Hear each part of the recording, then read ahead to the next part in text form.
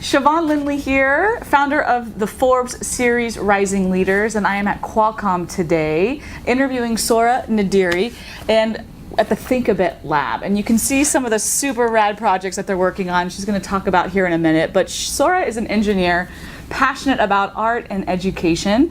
She's a self-proclaimed nerd who's also spoken on the TEDx stage, and she's deeply passionate about inspiring the next generation to find their passion in engineering, especially with young girls too. I mean, I think it's so fascinating. I'm going to let you tell them more about what you do here at the Think a Bit Lab and what your role is currently. So I'm the lead engineering instructor and the designer of the Think a Bit Lab, the makerspace for it, and the engineering experiences that the kids go through. So when they come on site, they go through a world of work experience, understanding different careers, and then they go through a hands-on engineering experience, and the idea is that they are exposed to all these different kinds of engineering, and hopefully that empowers them into realizing that it's this tool that they can use to create. And so that is my role, is to ensure that that experience that these kids go through when they're getting exposed to engineering is really, they feel it, they get empowered by it, right? So we hope that these experiences, when these kids come on site, just raise their awareness of all the different kinds of jobs surrounding engineering, and the non-engineering roles too that support that. And thousands of kids have come through here, haven't they? Over 12,000 kids in like 3.5 years. So I just think to myself, like, when these kids come back and they say hi, I'm starting to get the feeling of like, I know I should remember, but 5, 6, 10, 12,000 kids later, it's hard. Yeah, it's way cooler than the engineering camp I went to in high school, I'll tell you that much. This is like, I would have stayed in engineering, I think, a little bit longer had I had this robust of an experience. So what made you fall in love with engineering? So I consider myself like a late bloomer. I had no idea. I liked math, I liked physics. I didn't know how to apply that. My dad was an electrical engineer, and the way that he would describe it to me kind of reinforced this kind of stereotypical idea of what engineering was. And I just never thought I could, one, I didn't think I could do it, and the other one is I didn't think it was exciting. Or fun. No, or yeah, fun, yeah. right. And so I actually, I got into it because I went through community college, thought I was going to be a business major, took math and physics for fun, and it was faster for me to transfer to UCSD as an engineer. And when I got in, I fell in love. I mean, it was just like the community of people, this pursuit of truth, this nerd truth, I kind of feel like it is, right? That was cool. And I always loved kind of geeking out and trying to figure out details and why does it work that way? Why does it work that way? And it can get kind of annoying for some people, but for engineers, they love it, right? And so I also realized that it's this medium to create. It's this tool that I can be this artist and use this engineering tool to build stuff. And when I realized that, it just hit me like, how did I not know this sooner? And why didn't anyone approach it to me in a way that made me feel empowered? I don't know. And maybe there were programs out there and I just wasn't exposed to them. But for me, I felt like I didn't get exposed to engineering in a way that made me realize just how cool it was. And that made me feel a little bit sad. Right? I mean, if I could have, like you said, your high school experience, I think if I had an experience like this sooner, I would have been more strategic about my education. So after you graduated college, you started your own lab, right, at UCSD? Yeah. I had this, when I graduated UCSD, again, I felt like I didn't have enough hands-on experiences. I passed, I got the degree, but I didn't know how to really use it. I could solve the math problems for it, but I didn't know, I still didn't quite grasp the context entirely, if that makes sense. I really wanted to feel that confidence of thinking I can come up with an idea and actually build it out to the end. I didn't have that confidence yet. So I wanted to build this environment that gave other undergraduates opportunities to kind of explore in a safe way at their own rate, at their own pace, and figure that out for themselves, right? One of the first things we did was build a guitar pedal from scratch. So as they're building out this circuit, they're hearing how different components can affect the signal. And it's not like, it's not a class where you have to turn it in for a report, it's just for yourself. So I realized that other undergraduates wanted that kind of hands-on experience. And also, I volunteered to get this program going for the first year and a half, and my customers, if you will, are the undergraduates, and they left during the summertime. And that's when I started working with the K through 12 population and realized there's this huge discrepancy in education within San Diego. And I was like, oh my gosh, this is really crazy. I mean, I knew I grew up in Del Mar, so I thought that, my education was above par. I guess I just didn't realize just what difference that was. And so when I started working with K through 12, I guess my heart broke in another way of realizing that there really isn't this kind of like equally spread awareness of opportunities out there. And I wanted to do my part in raising that awareness and getting kids excited about engineering, just exposing it. I just want to basically not have them go through what I went through, in the sense of, I want you to be aware of what engineering is. I want you to at least feel what it's like, and if you decide you don't like it, great. But at least have a truer or a more clear understanding. A shot at it, right? Yeah. Yeah, and so I started, I mean, that's where I feel like a lot of passions aligned, helping others get to engineer myself and work with kids. I mean, I just kind of feel like it all worked out very, knock on wood. Yeah. How did you transition, though, from UCSD to working at Qualcomm? Well, I had done that at UCSD for about 4 or 5 years, and it was growing. I mean, it was just getting bigger and bigger and bigger. And so, but at the same time, I needed to gain a different kind of skill set in terms of like, how do I, my objective is, what's the biggest impact that you can have? And so when I was, they saw the success that I was having at UCSD, and they wanted that similar exposure and experience embedded in this program that we have here at Think of It Lab. And there's the World of Work piece. I didn't do anything for that, but they wanted to couple that World of Work piece with the hands-on engineering experience, and they had seen my lab and they wanted that. And so, I wanted to come over because I realized we can have more impact here, but also to work with a cool team of people. I mean,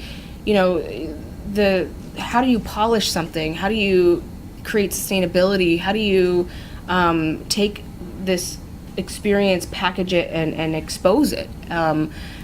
That's one. And then the other one is also just because Qualcomm is like a kid in a candy store. I mean, it's like all the coolest technology, like at your fingertips, with all the coolest engineers that know how to use them. I mean, it just feels like I have any idea now, I could just be like, oh, I know what engineer could actually make that happen, or we actually have the platforms to actually build it. I mean, that's another cool part. So, but it must have been an interesting transition to go from basically being an entrepreneur to working with one of the largest technology companies in the world. Yeah. What was that transition like for you? It was hard. It was like being a fish out of water a little bit. I've never worked in a corporate environment. I had to be an adult for the first time. I mean, a corporate environment is polished. There's a lot more scrutiny. There's a lot more people watching. Whereas in an academic environment, it's a lot more raw, free-flowing. It's expected to kind of waver and figure it out. And there is some of that here too, but it's just, like I said, it's more packaged. And so it is hard. I'm still learning how to be true to myself and contribute, but also be respectful and know how to package that, if that makes sense. So what's been one of the greatest lessons you've had to learn in trying to find your new voice in this new environment, and really becoming a leader here at Qualcomm? Yeah, I think I've learned, or I'm still learning, how to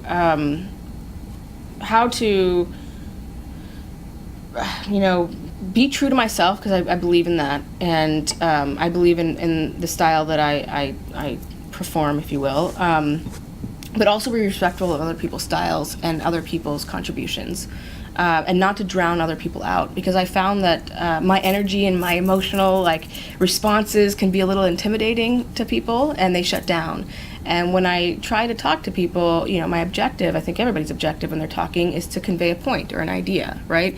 And so if I find that, regardless of, my intentions, if the impact is shutting people down and they're getting scared to talk to me and open up, it's not effective anymore.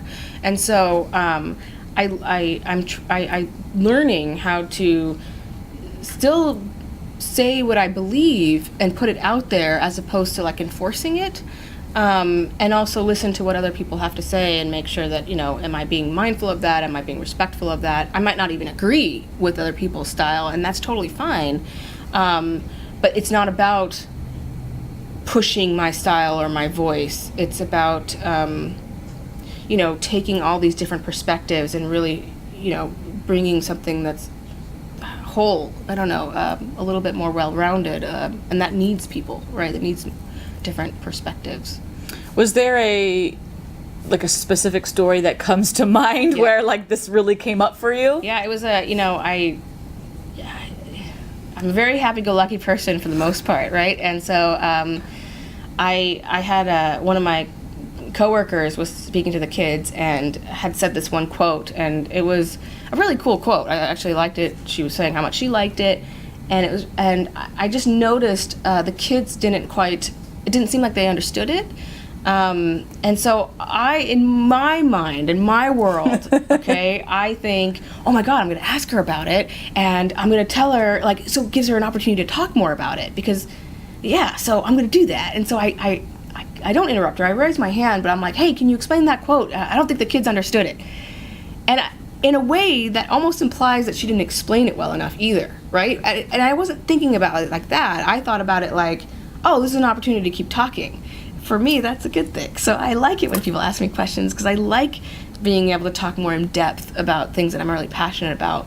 But what I didn't realize is that not everybody feels that way when they're talking to an audience. Some people, their style is more structured, and they have like a point to point that they want to go through. And I derailed that for her, and I didn't realize I was doing that in the moment. And so, and I don't actually even in my world, I think it's okay to ask questions and interrupt in that way. But that again is my world. That is my style, and while I believe in my style, I also believe that there's not one style that fits all. And really the objective is to get kids to raise their awareness. And people are different learners, humans, kids, they all have different styles in learning. They resonate differently with how people unpack their information. And so while I might not agree with somebody's style even, I still need to respect them. I still need to respect their style, because that might resonate with another kid more so than it would ever with me. And it's about the kid. It's not about me pushing something or even them pushing something. And so I think that's really important. It's like a tolerance thing, right? It's respecting other people's style, but still being true to myself, and allowing other people to be heard too. So I was completely shocked when they told me. They were pretty upset with me, and I was like, I'm sorry. Who was upset with you? My boss at the time, and just pushed me out of the room, and I was like, I don't understand what I just did. And I'm totally like, okay. So how did they approach it with you? This is your stage, and that's her stage, and don't interrupt other people's stages. And I was like, wow, okay, so it's fair, right? Absolutely. I mean, it's just, and it makes sense for me not to necessarily know that either at the time, right? Because if I believe in my own style, I believe in my own style, right? But that doesn't mean I believe my style is the style for everybody. Because I think in a further core, at least for myself, I believe that, again, people have different styles. People have different ways to resonate with information. How many times did your favorite teacher wasn't the same favorite teacher as your best friend, right? I mean, just because your favorite teacher is the one that resonated with you, is the one that impacted you and spoke the way that you needed. It would be nice if it was a little easier. It would be nice if it was one style fit all, but it doesn't work that way. So, and it's good that it doesn't work out, actually. So how have things changed for you after that situation? How do you, when you have feelings like that I really want to voice my opinion, but I'm not sure necessarily, what are strategies that you use now? So one is speaking slower, which I'm still trying to do because I have a tendency of speaking fast. But actually what's helped me is also writing it down in the meeting. So there might be a moment where I'm like, oh my gosh, I don't think they made it, I don't think they made that clear, or they didn't think of this idea, and I want to just insert, right? And so I've been actually a lot better about, I'll write my questions down, I'll write my ideas down, and then I kind of gauge if they're going there or not, because sometimes they'll just answer the question. I'll be like, okay, well then I didn't need to ask. They were going to go there. So that's actually helped me. Is kind of like, because I am a talk out loud as I think person, which can get me in trouble. What is that? No filter? Think out loud lab. Yeah, think out loud lab. I think that forcing myself to write it down has created a nice safety buffer. That just kind of slows it down a little bit, even for myself, to go, oh wait, that wasn't necessarily a good way to, because sometimes you might say something and be like, actually, that was not a good point. Now, let me not say that. Can I rewind? Okay. So yeah, I think writing it down is really, really helpful. And sometimes you preface things too, right? Mm-hmm. I mean, sometimes when I've actually, something I've learned recently is, I preface what I say because sometimes when I say things, it appears to people like I'm enforcing, right? This is the way it should be done. It's what it comes off. Even if I say it correctly, the tone of how I say it matters too, right? So I'll say this is just an idea, or I just have an opinion in this particular. This is not I'm not enforcing this. I'm just throwing out an idea. Or if I really don't even, because again, I said I could just throw out ideas that might be terrible. I'll even preface it that way. This might be a terrible idea, but I just want to throw it out there. I've done I think I'm getting better about prefacing what my intention is when I'm speaking. I think that's a great kind of self-awareness for you, because of your style of leadership and how other people are responding to you, to realize, I probably do need to make sure that my internal thought bubble is also said in addition to my thoughts. So that way the intention is known, is very clear. Right. And that, have you seen people respond to you in a much more effective way? How has your relationship with your colleagues changed since then? I think, especially when I preface things, it makes it a lot easier. Because they know and they realize, they also shift how they're reacting to me, right? So it allows more constructive team meetings where people do feel more comfortable about speaking their opinion and contributing and feeling safe in doing that too. I mean, you want to create an environment, at least contribute to an environment that doesn't override anyone, right? So I think it's helped. I hope it's helped. I'd like to think it helps. I think it's helped. I'm going to give myself a little star there. So tell me about some of the fun projects. What do you got going in the pipeline? What have you been building or developing? Anything cool? I have a really cool project. I could just show you, and I'll show the thing. But so I worked with a really cool team of engineers at Qualcomm. Like I was saying earlier, we get access to this platform, and I wanted to actually challenge myself by using a product that Qualcomm built, which is the Dragon board. It has a Snapdragon processor in it, and I want to, because we build these robocrafts and it's cool and it's awesome, but I want to be like, this is where you could take it super advanced, right? So we built this robot dress. A robot dress? A robot dress, and it's a collaboration with engineers from corporate R&D, 4 of them, amazing, and costume designer from UC San Diego. And it's supposed to be kind of like the smart crinoline, where you can put it under any dress, and it'll move the dress around like tentacles. I've been called Ursula and Doc Ock, but I don't know. And I'll show you what it looks like.